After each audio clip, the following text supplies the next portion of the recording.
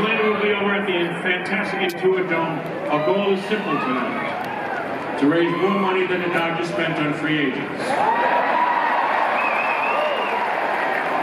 Now, all kidding aside, when you donate to FireAidLA.org during tonight's broadcast, Steve Ballmer and his wonderful wife Connie will match it dollar for dollar.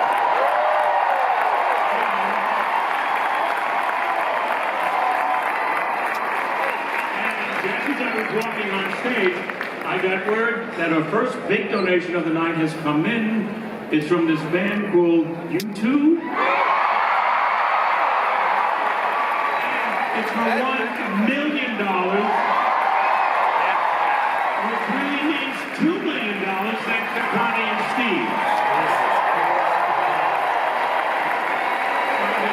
U2 can help us by calling in. We have an amazing evening of dozens of incredible performers coming together to help those in need.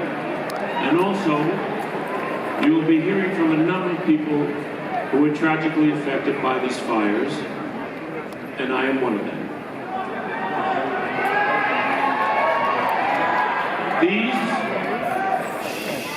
These were the clothes I wore when I fled my house with my wife Janice, like so many of us did on January 7th. It was all I had. Wore it for a week, plus an N95 mask. I looked like an evacuee or someone who just robbed a 7-Eleven. But everybody's been so supportive. This young girl, she must have been 20, came up to me and said she understood my pain because she had lost TikTok for a day.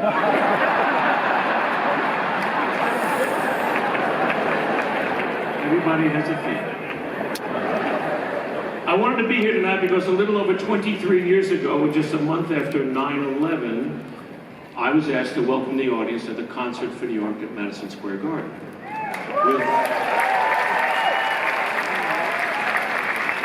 With Ground Zero still smoldering, I walked out to a grieving audience holding up signs with pictures of their loved ones on them, asking, "Have you seen them?" It was all I could do to get my first words out, and tonight, here I am, talking to all of you in pain, but now I'm also one of the hurting thousands asking, have you seen my school? Have you seen my church? Have you seen my house? Have you seen my town? Have you seen the 29 people who lost their lives? Have you seen them? On that night in 2001, we were mourning the loss of hundreds of firefighters and police officers and first responders. Tonight, we're here together to thank them and all those who run hard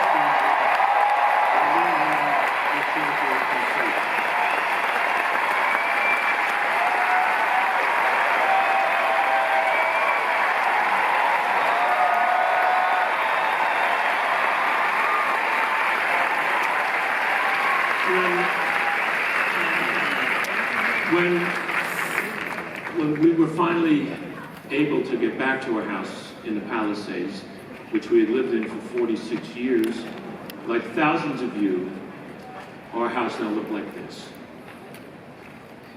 I stepped onto the grounds and I fell to my knees and I wailed. I had not cried like that since I was 15 years old, and I was told that my father had just died. I remember looking in the mirror back then with my whole life ahead of me thinking, what is my life going to be like without him? Now, folks, I'm 76 years old, without a mirror, and a lot less life to ponder, thinking, what is my life going to be like without our home? And then I heard screams from my daughters, Dad, Dad, Dad, Dad. And my girls, Jenny and Lindsay, brought over this rock from a burnt-out garden. Years ago, I bought these rocks with one word engraved in them, and placed them around our gardens. They were welcome, patience, dream, and the one I held in my hands, laughter. I learned about the power of laughter back in 1963 in our shiver house, sitting alone, sad little guy. I heard big laughs coming from the family in our modest living room, and I came down the hall to see my dear Uncle Bert in the midst of his sorrow, telling stories and doing magic tricks and making the entire family laugh, and it changed my life. I knew at that moment, even in your worst pain, folks, it's okay and it's important to laugh. And I dedicated my life then And my career then has been able to do that throughout very difficult times, and I'm proud of that. But when I held that rock in my hands, this was the only thing that was left. I felt it was a message from that 15-year-old me saying, it's going to be okay. And it will be okay. With your help around the country and here in the room, we'll laugh again, we're going to listen to music again, and we will be okay. So tonight, from Altadena to Malibu to the Pacific Palisades, let's celebrate who we are.